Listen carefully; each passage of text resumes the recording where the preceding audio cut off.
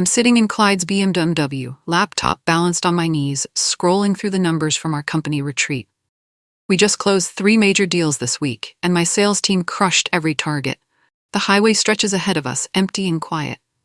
The Morrison account alone brought in $2.3 million, I say, glancing at Clyde, plus the Henderson deal and the tech startup acquisition. That's nearly $6 million in new revenue this quarter. He doesn't respond, just grips the steering wheel tighter. I clear my throat and continue. About that promotion we discussed, Senior VP of Sales, I think these numbers speak for themselves. Also, I should mention, TechFlow Solutions reached out with an offer. They're offering me a director position with a significant bump in salary. Clyde's laugh is cold and sharp. That's funny. The silence that follows feels heavy, uncomfortable. I close my laptop, sensing something's wrong. His knuckles are white on the wheel now. Without warning, he jerks the car onto the shoulder of this rural highway. Gravel crunches under the tires. You think I need you? His voice is calm but dangerous. Get out. My heart stops. What? You heard me. Get out of my car. I stare at him, waiting for the punchline that never comes. His face is stone cold, eyes focused straight ahead. This can't be real. We're in the middle of nowhere, surrounded by empty fields and scattered trees. Clyde, what are you talking about? This is crazy. Out. Now. My hands shake as I open the door. The evening air hits my face, cooler than expected. I stand on the gravel shoulder, still holding my laptop, watching in disbelief as he pops the trunk. My suitcase lands with a thud on the ground. You're fired, Vanessa, he says through the open window. Find your own way home. The BMW's engine roars as he pulls back onto the highway. Red taillights disappear around a bend, leaving me alone with the sound of wind through tall grass. The sun is setting, painting the sky orange and pink. My phone shows 12% battery. I look around. Nothing but farmland for miles. A weathered billboard advertises a truck stop 15 miles ahead. My feet are already sore in these dress shoes from the retreat. I grab my suitcase handle and start walking. The truck stop appears like a mirage after what feels like hours of walking. My feet are on fire, blisters forming where my heels rub against my shoes. The fluorescent lights inside the convenience store are harsh and buzzing. The clerk, a middle-aged woman with kind eyes, looks up from her magazine. You okay, honey? You look like you've been through something. Just car trouble, I lie, not wanting to explain the full humiliation. Want some coffee? On the house. You look like you need it. I almost accept, then stop myself. Taking pity coffee from a stranger feels like rock bottom, and I'm not there yet. Thank you, but I'm fine. I buy an energy bar and sit outside on a plastic chair. My phone has enough juice for one important task. I open my work email and type carefully. Effective immediately, I resign from my position at Morrison Industries. Vanessa Chandler. No explanations, no emotional rants, just professional and final. I hit send and watch the message disappear into the digital void. My heart pounds as the reality hits me. I just quit my 6-figure job via email from a gas station. Back home 3 hours later, courtesy of an expensive Uber ride that drained most of my emergency cash, I kick off my destroyed heels and collapse on my couch. My feet are bloody and bandaged with gas station napkins. I open my laptop and find the email from TechFlow Solutions in my personal inbox. Sarah Martinez, their chief revenue officer, had written, "The offer stands until Friday. We'd love to have someone with your track record lead our expansion." I don't hesitate. My fingers fly across the keyboard. Sarah, I accept your offer. When can I start? Vanessa. The reply comes within minutes. Welcome to the team. Can you start Monday? We'll discuss details tomorrow. I spend the next hour systematically deleting every file, contact list, and document from Morrison Industries' cloud system. My sales strategies, client notes, proprietary pitch decks, everything I created over 5 years disappears with methodical precision. When I close the laptop, my heart is still racing. I just burned every bridge with my old life and jumped headfirst into something new. Clyde wanted to leave me on the side of the road? Fine. But he has no idea what he just unleashed. Clyde strolls into Morrison Industries Monday morning like nothing happened. I know this because my friend Jake, still working in marketing, texts me updates. He grabs his usual black coffee from the break room and settles into his corner office. When people ask where I am, he waves them off casually. Vanessa's taking a few personal days, he tells the sales team. She'll be back. But then Jennifer from accounting finds my resignation email in the company inbox. She reads it aloud during the morning break, her voice carrying across the open floor plan. Effective immediately, I resign from my position at Morrison Industries. The office goes quiet. Jake texts me, "Holy shit, V. Everyone's freaking out. Clyde just locked himself in his office." I'm sitting in TechFlow's modern lobby at this point, filling out new hire paperwork. Everything here feels different, brighter, more energetic. People actually smile when they walk past. Sarah Martinez welcomes me with genuine enthusiasm. "Your reputation precedes you, Vanessa. We've heard great things about your client relationships." Through the floor-to-ceiling windows, I can see the city skyline. Somewhere out there, Clyde is probably realizing he made a massive mistake. But it's too late now. Tuesday morning brings the first crack in Clyde's wall of denial.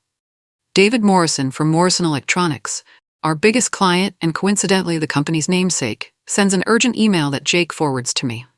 "Clyde, we need Vanessa on next week's strategy call. The Q4 planning session is critical, and she knows our account better than anyone." Clyde's response is predictably arrogant. "Vanessa has moved on to pursue other opportunities. I'll personally handle your account moving forward, or we can assign another qualified team member." David's reply comes within the hour. "With all due respect, Clyde, Vanessa built this partnership from the ground up. She understands our pain points, our growth strategy, our company culture. Without her involvement, we'll need to reconsider our contract renewal." That afternoon, Jake calls me during his lunch break. "Dude, Clyde is pacing around like a caged animal. He keeps asking if anyone has your personal number." I laugh, looking out at TechFlow's open collaborative workspace. Tell him I'm busy learning about respect and professional development. The irony isn't lost on me. David Morrison specifically requested me, not the company. He wants my expertise, my relationships, my strategic thinking. All the things Clyde thought were replaceable. By Thursday, 2 more major clients have sent similar emails. Henderson Manufacturing and TechStart Solutions both ask specifically for me to lead their upcoming projects. The message is clear. They're not just buying services from Morrison Industries, they're buying access to my expertise. Clyde's responses grow more frantic with each request. He promises seamless transitions and the same level of service, but the clients aren't buying it. Henderson's CEO is particularly blunt. "Vanessa brought us a 40% efficiency increase last quarter. We need that kind of innovation, not promises." The COO, Marcus Webb, finally corners Clyde in the conference room. Jake overhears through the thin walls and texts me the highlights. Marcus told him these 3 accounts represent 60% of our annual revenue. Clyde said the clients are just being emotional and they'll get over it. I shake my head, reading the text during my lunch break at TechFlow. Some people never learn. Clyde still thinks this is about ego or emotions, not about the actual value I brought to those relationships. Sarah Martinez notices my phone and smiles. "Good news from the old place?" "You could say that," I reply, putting my phone away. "They're about to learn some expensive lessons about talent retention." My first day at TechFlow exceeds every expectation. My new desk has dual monitors, an ergonomic chair that actually supports my back, and a view of the city park. The coffee is gourmet, not the stale office pot I endured for 5 years. During my onboarding meeting, Sarah asks about my client relationships. "We're curious about your approach to account management. Your track record speaks for itself." I pause, considering my words carefully. I believe in understanding the client's business as well as they do. Most companies treat clients like transaction numbers. I treat them like partners. "That's exactly what we need," Sarah says. "We're expanding into the manufacturing and tech startup sectors. Your expertise would be invaluable."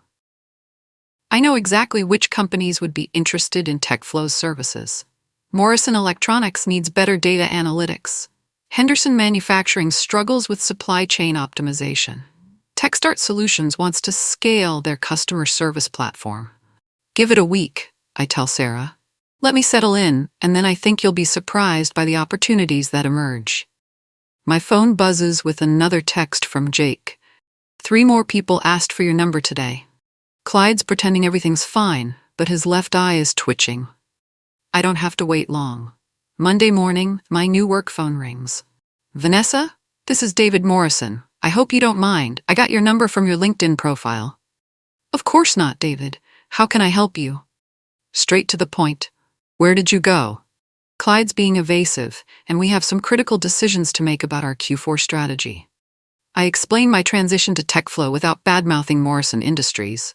Professional courtesy still matters, even after being abandoned on a highway. Interesting, David says. We've actually been looking for better data analytics solutions. Would TechFlow be open to a conversation? Tuesday brings a call from Henderson Manufacturing. Wednesday, TechStart Solutions reaches out. Each conversation follows the same pattern. They trusted me, they want to continue working with me, and they're open to exploring new partnerships. I don't actively poach these clients. I simply answer their questions honestly and let them know about TechFlow's capabilities.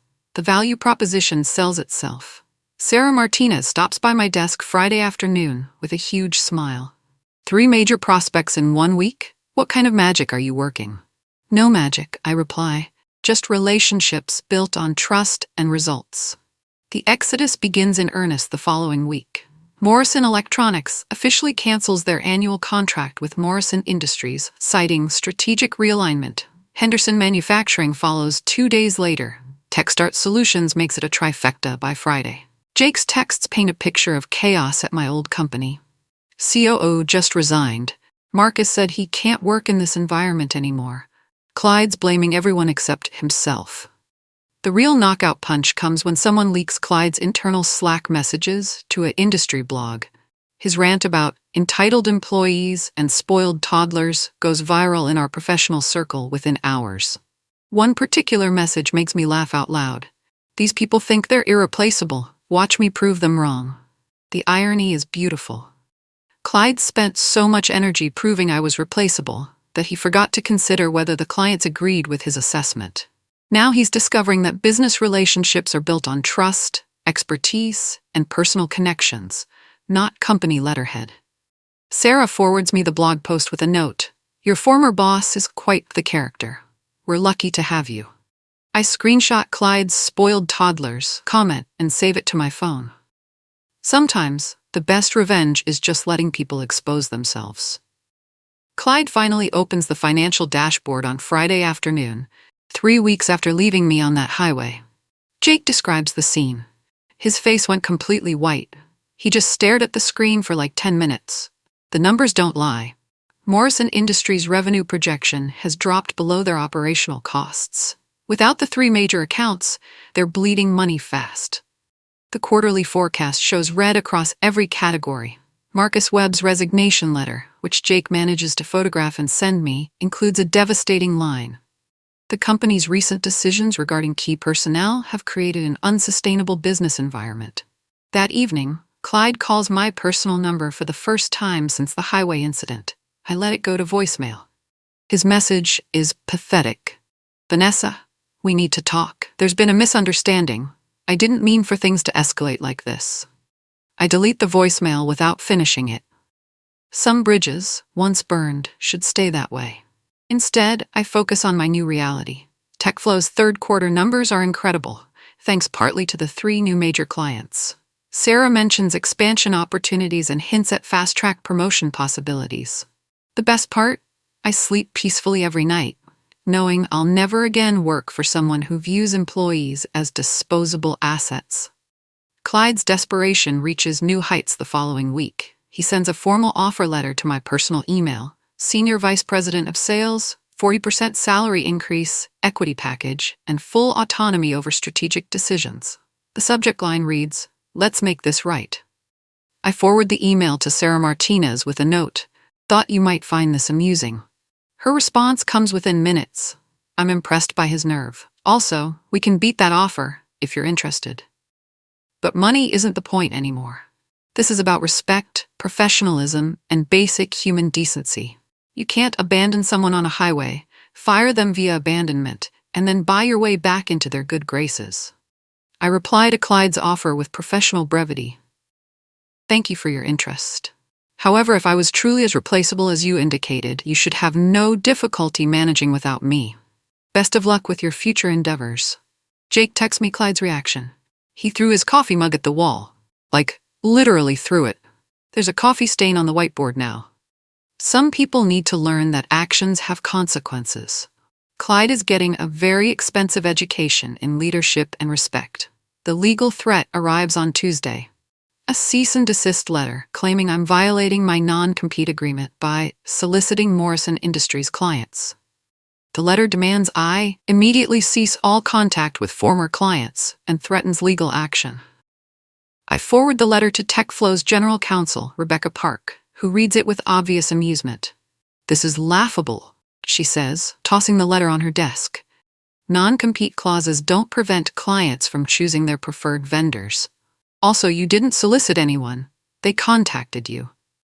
Rebecca's response letter is a masterpiece of legal brevity. Your client appears confused about basic business law and client autonomy. Ms. Chandler has not solicited your clients. Your clients made independent business decisions based on their strategic needs. Pursuing this frivolous claim would be inadvisable. You don't want this smoke. The phrase, "you don't want this smoke," in an official legal document makes me laugh for 5 minutes straight. Clyde's lawyer apparently agrees with Rebecca's assessment. We never hear from them again. Jake reports that Clyde spent the entire afternoon after receiving Rebecca's letter locked in his office with the blinds closed. The staff exodus accelerates dramatically. Jake texts me updates throughout the week. Sarah from accounting just quit. No 2 weeks' notice, just walked out during lunch. Tom and Jennifer from the sales team both resigned today. They said the bonuses Clyde promised 6 months ago still haven't materialized. The office feels like a ghost town. Half the desks are empty. The anonymous Glassdoor reviews start appearing Friday afternoon. Someone with intimate knowledge of Morrison Industries culture writes a scathing assessment. Management treats employees like disposable assets. Promises are broken regularly. CEO has serious anger management issues and makes impulsive decisions that destroy employee morale. Another review specifically mentions the highway incident. CEO literally abandoned a top-performing employee on the side of the road, then acted surprised when clients followed her to a competitor. The reviews pile up over the weekend. By Monday morning, Morrison Industries' Glassdoor rating has dropped to 1.8 stars. Sarah Martinez shows me the reviews during our weekly check-in. Your former colleagues aren't holding back. They're just telling the truth, I reply. Sometimes the truth is damning enough. Clyde's 2 primary investors, venture capital firms that originally funded Morrison Industries' expansion, call an emergency board meeting.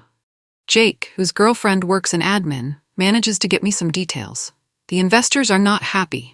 5 years of growth and profitability just evaporated in a month. They want answers, explanations, and a concrete turnaround strategy.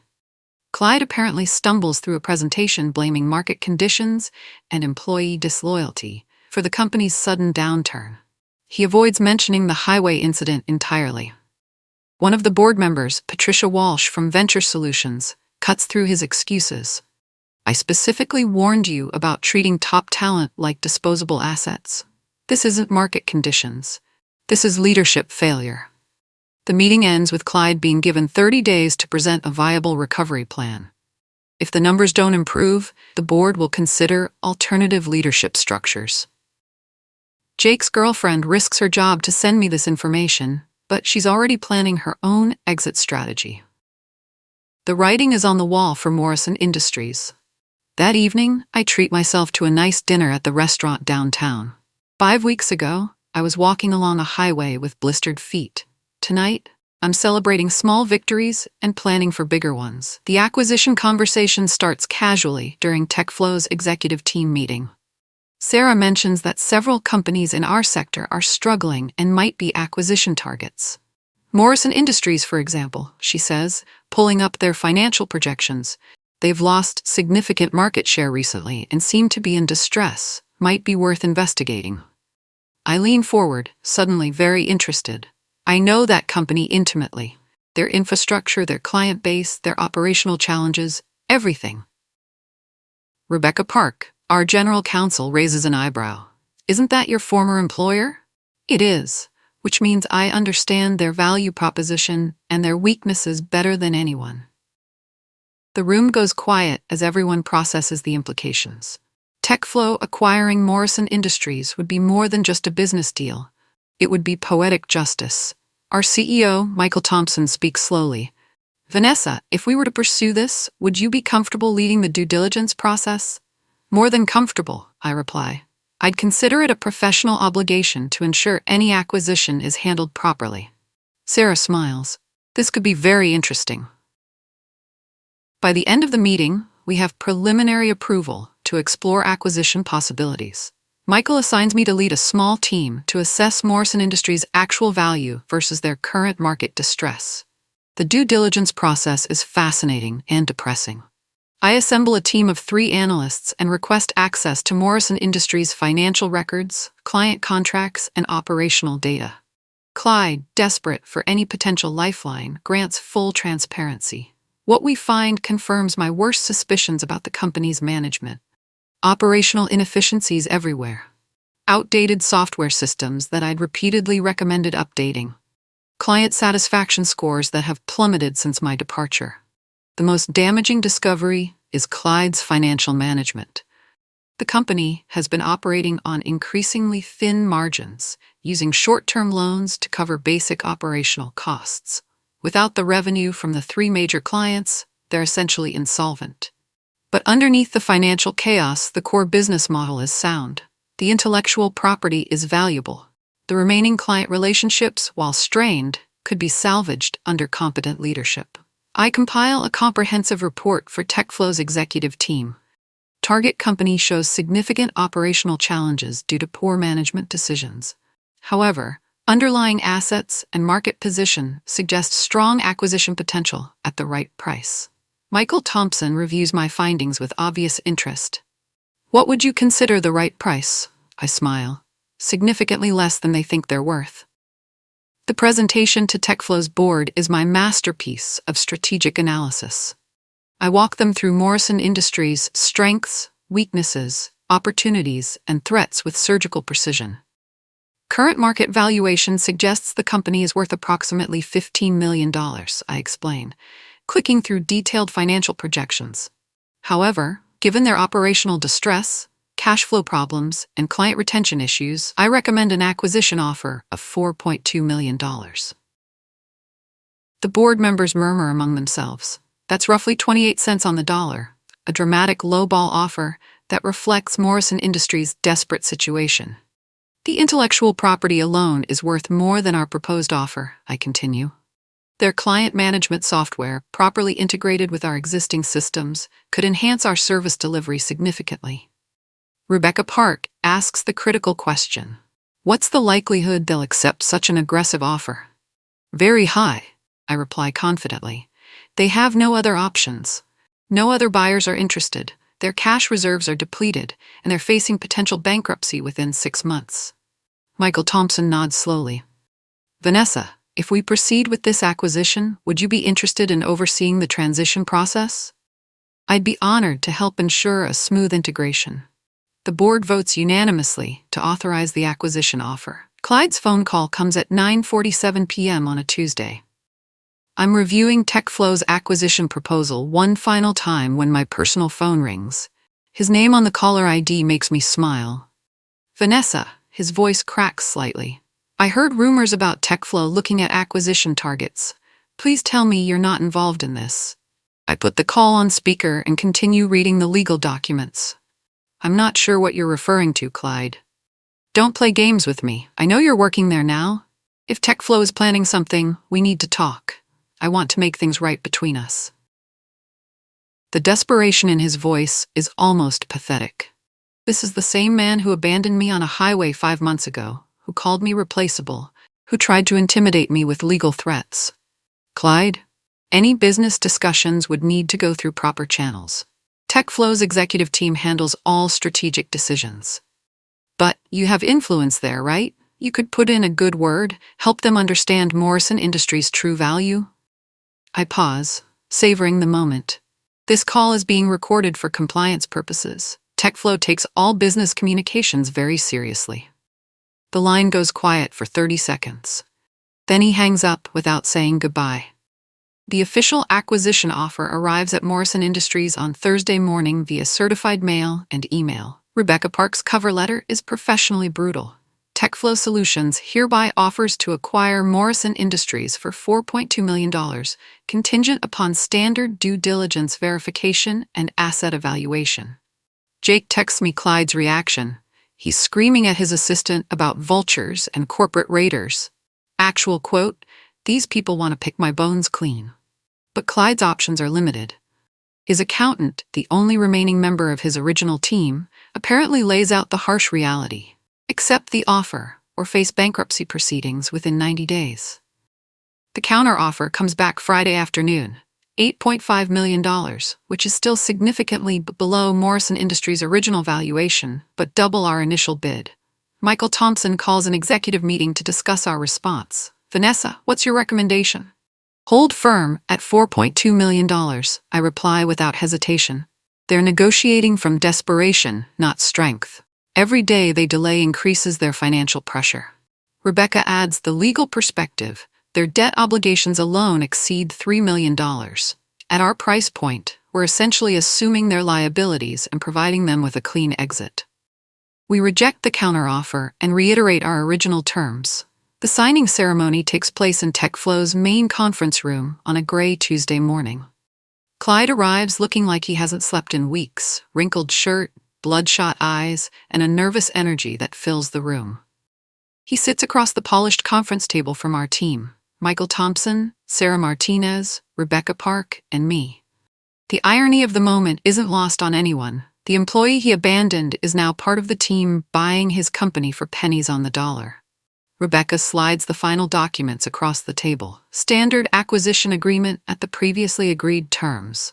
Clyde's hand shakes slightly as he reviews the paperwork. His eyes keep darting to me, as if expecting some last-minute reprieve or mercy. I maintain professional composure, reviewing my own copy of the documents. This isn't personal anymore, it's just business. "Everything appears in order," Michael says diplomatically. I sign first, my signature bold and confident. Clyde stares at his pen for a long moment, then signs with obvious reluctance. When the documents are complete, Michael shakes Clyde's hand. "We appreciate your cooperation during this transition."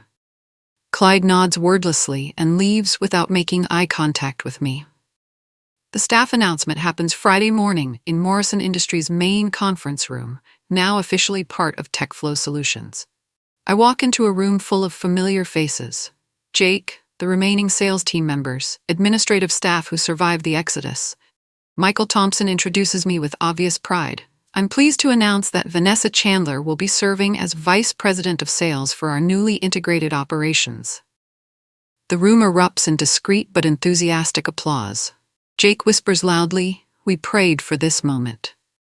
Several employees approach me afterward with relief and gratitude in their voices.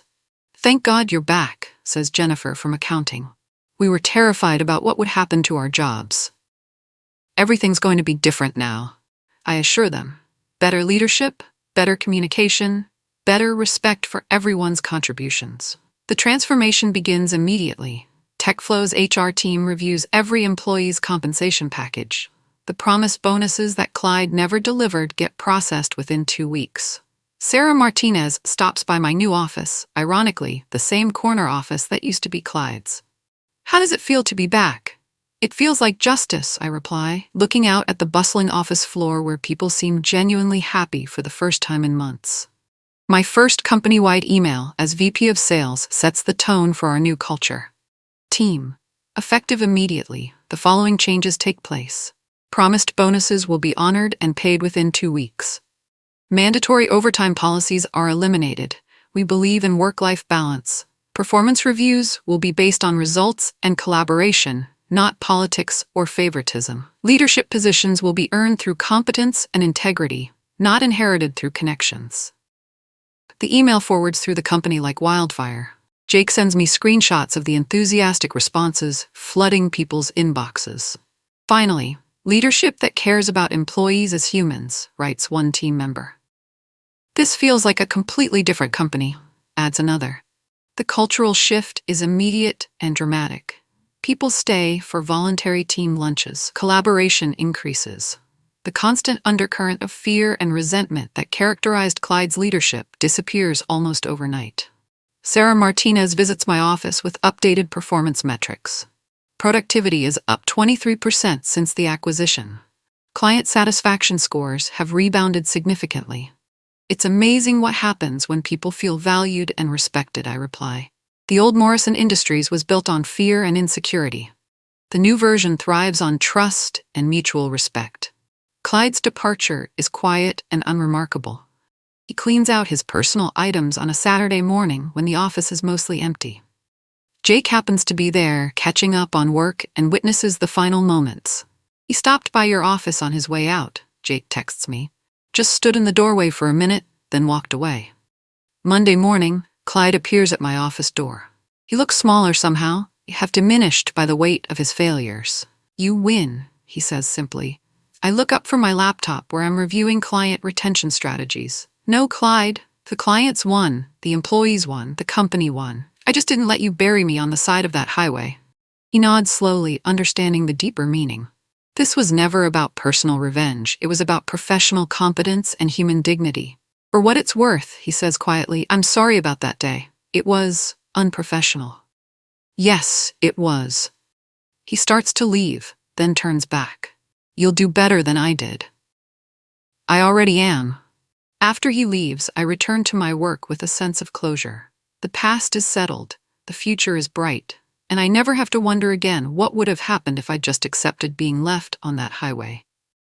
The town hall meeting takes place in TechFlow's main auditorium, 3 months after the acquisition. Employees from both original companies fill the seats, along with several major clients and industry partners. I stand at the podium, looking out at faces that reflect optimism and genuine engagement. This is the kind of leadership moment I always imagined, but never experienced under Clyde's regime. 6 months ago, many of us worked in an environment where respect was rare and recognition was rationed, I begin. Today, we're building something different. A company culture where competence is rewarded, where integrity matters, and where every team member's contributions are valued. The applause is spontaneous and sustained. I wait for it to settle before continuing.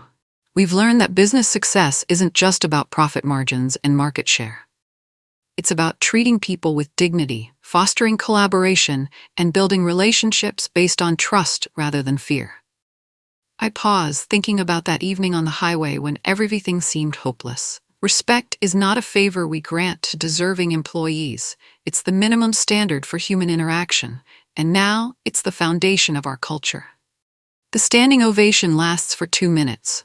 As I look out at the crowd, I see Jake beaming with pride, Sarah Martinez nodding approvingly, and dozens of employees who finally work in an environment that values their humanity. The screen behind me displays our new company motto. Some people leave you on the road, others show you where it leads.